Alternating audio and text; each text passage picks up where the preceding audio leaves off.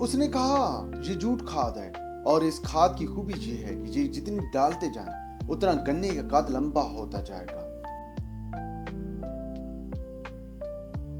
سریکی میں ایک کہاوت ہے کہ گلہ نال پلا نہیں پکتی، اور یہ کہاوت عمومی طور پر نکمے لوگوں کے لیے بولی جاتی ہے جو صرف باتیں کرنا جانتے ہیں۔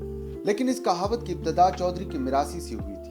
اب چودھری کے میراثی کی صرف اور صرف ایک ہی خوبی ہوا کرتی تھی کہ وہ صرف زبان کا تیز و ترار ہوا کرتا تھا، اور چودھری کا میراثی صرف اپنی باتوں کی ہی کمائی کھایا کرتا تھا۔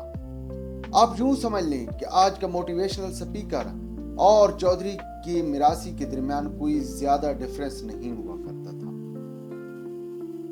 آج کا موٹیویشنل سپیکر بھی صرف اور صرف باتیں کرنا جانتا ہے، جبکہ اس وقت چودھری کا میراثی بھی صرف اور صرف باتیں کرنا جانتا تھا۔ تو خیر، بات ہم کر رہے تھے کہ گلہ نال پلا نہیں پکتے۔ اس بات کی ابتدا تو چودھری کے میراثی سے ہوئی ہے۔ اب گاؤں کے اندر ایسے بہت سے لوگ ہوا کرتے تھے اور آج بھی ہیں جو کہ صرف اور صرف باتیں کرنا جانتے ہیں۔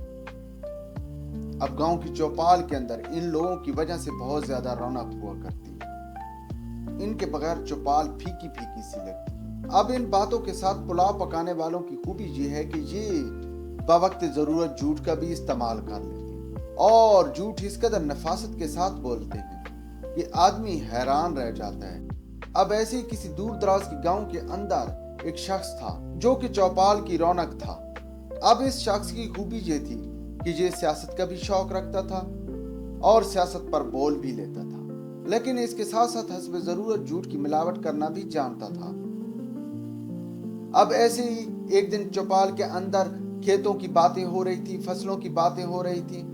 یہ شخص بھی بول پڑا کہ بھائی میں فلاں دور دراز گاؤں میں گیا تھا، وہاں میں نے گنے کے کھیت دیکھے، وہاں گنے کی فصل اس قدر شاندار تھی کہ بجلی کے پول کی طرح لمبے گنے تھے۔ اب سب لوگ ایک دفعہ تو حیران و پریشان ہو گئے کہ بھائی ایسی کون سی ورائٹی آ گئی ہے گنے کی جو کہ بجلی کے پول کی طرح لمبی ہے۔ تو وہیں ایک اور بزرگ شخص بھی بیٹھا تھا، تو اس نے کہا ہاں اس ورائٹی کو میں جانتا ہوں، یہ ورائٹی ہے تو عام سی، مگر اس کے لیے آپ کو لونڈ کھاد درکار ہوتی ہے۔ اب لونڈ سریکی میں جھوٹ کو کہتے ہیں، اور اس شخص نے کہا کہ لونڈ کھاد ڈالتے جائیں، اور لونڈ کھاد کی خوبی یہ ہے کہ گنے کا قد بڑھتا ہی چلا جاتا ہے۔